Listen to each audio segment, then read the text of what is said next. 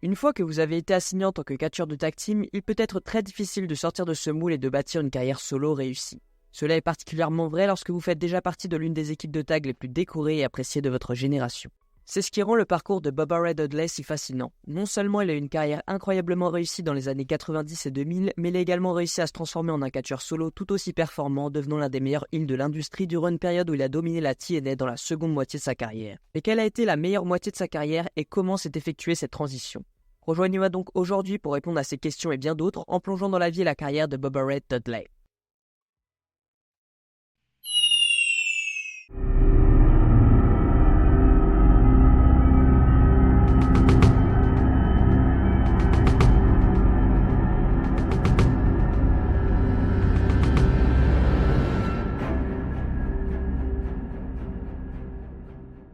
Mark Lamonico est né à Queens, New York, le 14 juillet 1971 dans une famille italo-américaine qui, après quelques années, a déménagé avec lui et son frère dans le quartier plus aisé de Dix Hills à Long Island où ils ont passé le reste de leur enfance.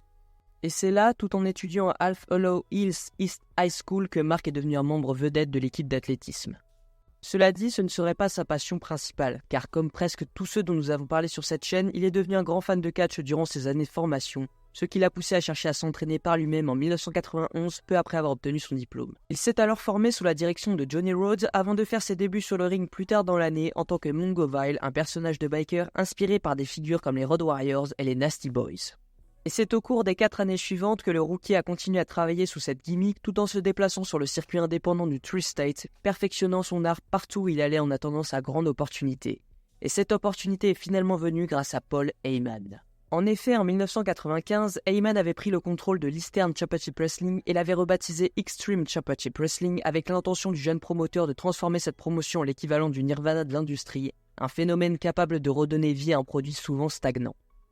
Et ça a bien sûr fonctionné car au fil des années qui ont suivi, avec Mark en tant que l'un des acteurs clés, le CW allait exactement devenir ce qu'elle voulait être, une revitalisation de l'industrie du catch, inspirant fortement l'Attitude Era qui approchait à grands pas. Initialement, le jeune homme du Queens avait été engagé en tant que Mongo, le garde du corps de Bill Alfonso, mais après qu'Heyman soit rapidement tombé amoureux sous le charme de Mark, il a décidé de changer de gimmick, le transformant en Bubba Ray Dudley. Ce changement de direction avait été fait afin de l'intégrer au sein de la célèbre Dudley Family qui comprenait Big Dick Dudley, Singain Dudley, Dudley Dudley ainsi que Devon et Spike Dudley. Alors même si certains vont trouver ce geste comme un changement de statut, ce ne fut pas le cas car Heyman avait une vision avec cette équipe qui changerait l'industrie à jamais. Le rôle du nouvel arrivant dans cette équipe a rapidement été établi. Bubba Ray Dudley, un redneck bec qui jouait initialement sur les tendances comiques du groupe. Mais lorsque Devon a décidé de rediriger leurs efforts pour devenir une menace plus sérieuse, il a réduit l'équipe à lui-même et à Bubba, accompagné du stud muffin emblématique de Joel Gertner à leur côté. Et ensemble, ils sont devenus l'équipe la plus redoutée de la compagnie, remportant les titres par équipe à un nombre record de 8 au cours des 4 années suivantes en affrontant des équipes telles que Public Enemy, The Eliminator et The Gangstar. En plus de ça, à cette époque, Bubba Ray Dudley est également devenu célèbre pour ses promos brutales qui attiraient une hit monumentale de la part des fans chaque semaine, les incitant presque à l'émeute à plusieurs reprises avec un discours qui risquerait d'être censuré par YouTube.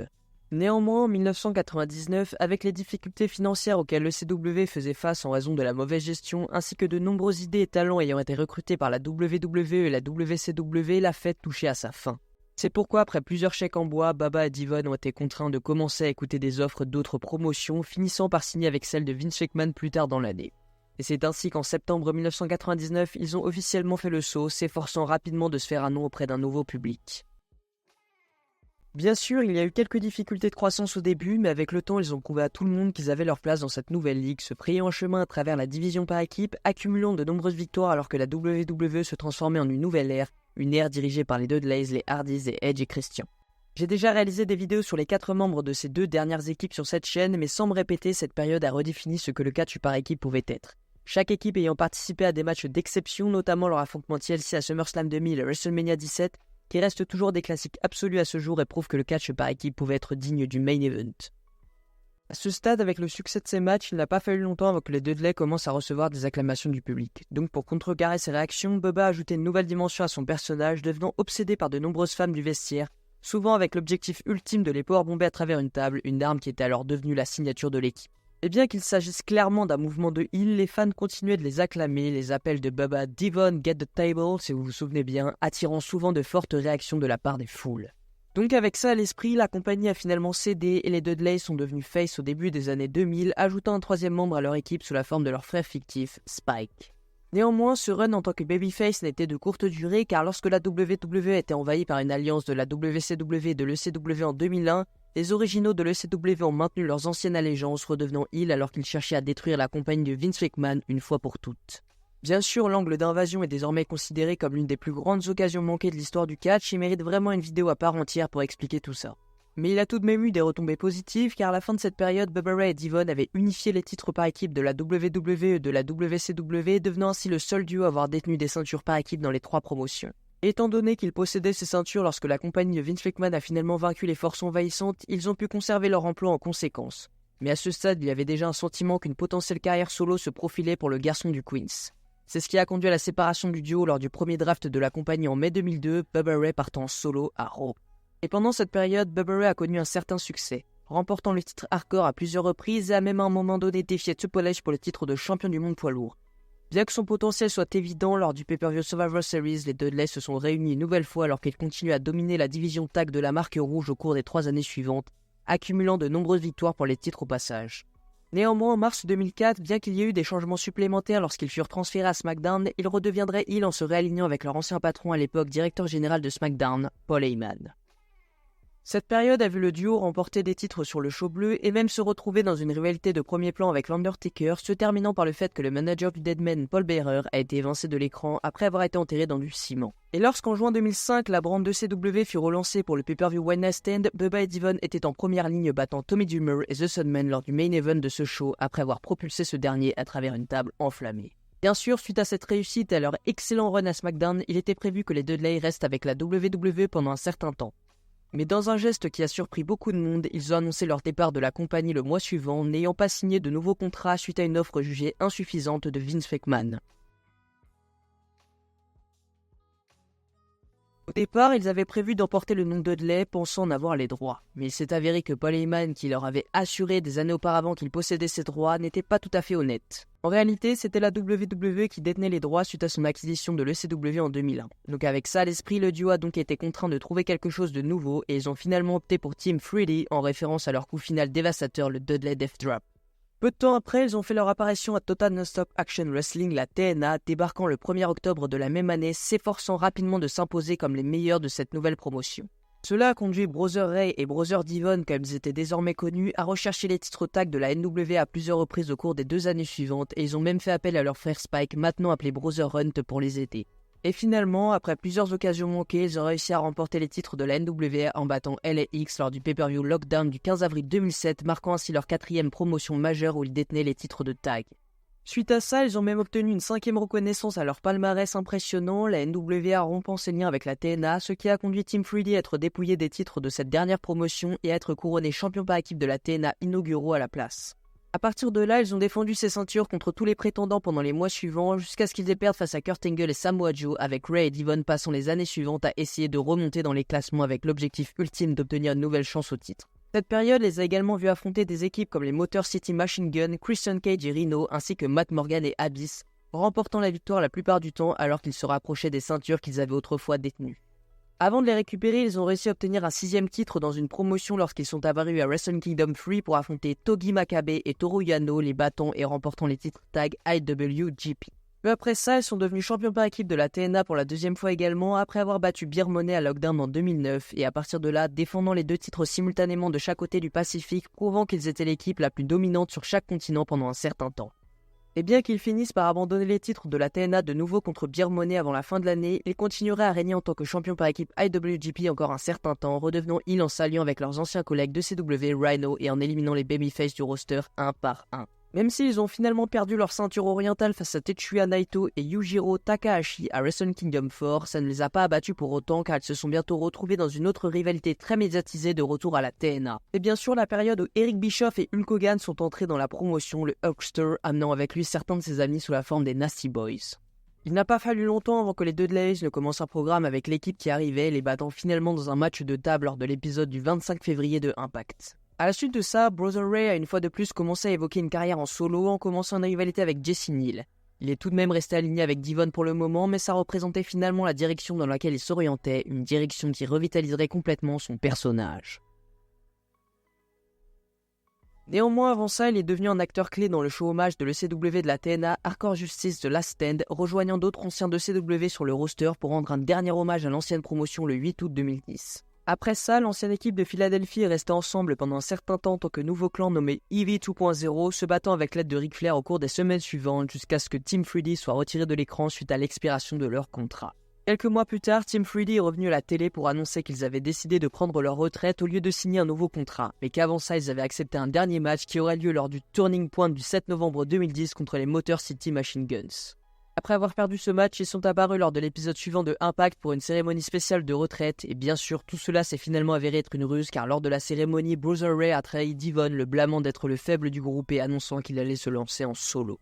À partir de ce moment-là, les deux frères ont une rivalité pendant un certain temps avec Bully Ray comme il se faisait désormais souvent appeler, prenant le dessus, jusqu'à ce que tout soit brusquement abandonné avec le natif du Queens, décidant de rejoindre une nouvelle famille, Immortal. Et c'est cette alliance qui lui permettrait de franchir un cap en atteignant le niveau des main events, se retrouvant aux côtés de Ric Flair, AJ Styles et Matt Hardy dans de nombreux matchs à plusieurs. Son ascension a porté ses fruits car lors de l'épisode d'Impact du 28 avril, il a eu l'occasion de défier Sting pour le titre mondial de la TNA et bien qu'il ait perdu ce match à cause d'une intervention de Styles, ça a prouvé qu'il était prêt à passer à un niveau supérieur. Quelque chose qu'il continuera à prouver lorsqu'il réussit à battre quelques mois plus tard le phénoménal AJ Styles à Slammiversary. À la suite de ça, Ray a ensuite participé à Bound for Glory Series de 2011, espérant décrocher une nouvelle chance pour le titre mondial. Malheureusement, la chance ne lui a pas souri cette fois-ci, car malgré une performance impressionnante, il échouerait, ce qui l'a motivé encore plus alors qu'il décidait de s'allier avec le champion de la TNA de l'époque, Bobby Roode, se rapprochant du prix ultime et attendant le moment idéal pour frapper. Et en attendant ce moment, il s'impliquerait dans une rivalité avec Austin Aries, les deux hommes s'affrontant à plusieurs reprises au printemps 2012 avant que Ray ne s'engage dans une brève feud avec Abyss. Malheureusement, ces rivalités ne lui ont pas permis de se rétablir en tant que prétendant au titre, et réalisant qu'il avait besoin de changer de cap, il a commencé à tourner à nouveau face en rejoignant un groupe de superstars de la TNA qui s'était uni pour repousser la faction Ace and Eight, l'ultime tentative d'Eric Bischoff de reproduire le succès de la NWO. Et bien qu'il ait d'abord semblé être un personnage secondaire dans cette histoire, Bully Ray est rapidement devenu l'un des éléments les plus importants après avoir reçu la bénédiction de Hulk Hogan pour s'associer à Sting lors de l'événement Bound for Glory le 14 octobre afin de vaincre les envahisseurs.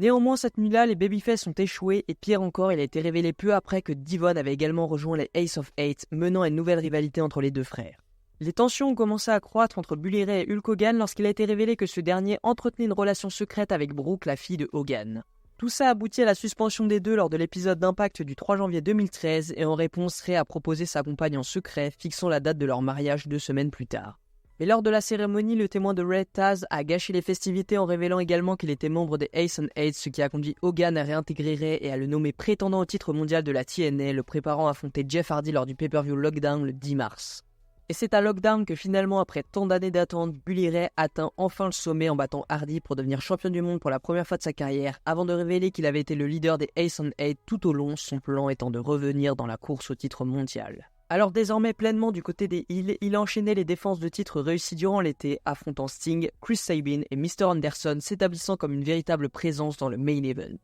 Néanmoins, à l'automne l'année suivante, les choses ont commencé à se détériorer car non seulement Bully Ray a perdu son titre de champion du monde de la TNA face à AJ Styles, mais il perdait également un match contre Mr. Anderson avec une stipulation établie au préalable du combat, signifiant qu'en cas de défaite, le clan des Ace and Eight serait dissous. Et donc, se retrouvant sans soutien, l'ancien champion a dû réévaluer sa position dans la compagnie, surtout lorsque la présidente de la TNA, Dixie Carter, l'a mis dans un match contre Bobby Roode peu après, qui a entraîné une rivalité entre les deux hommes au cours des mois suivants.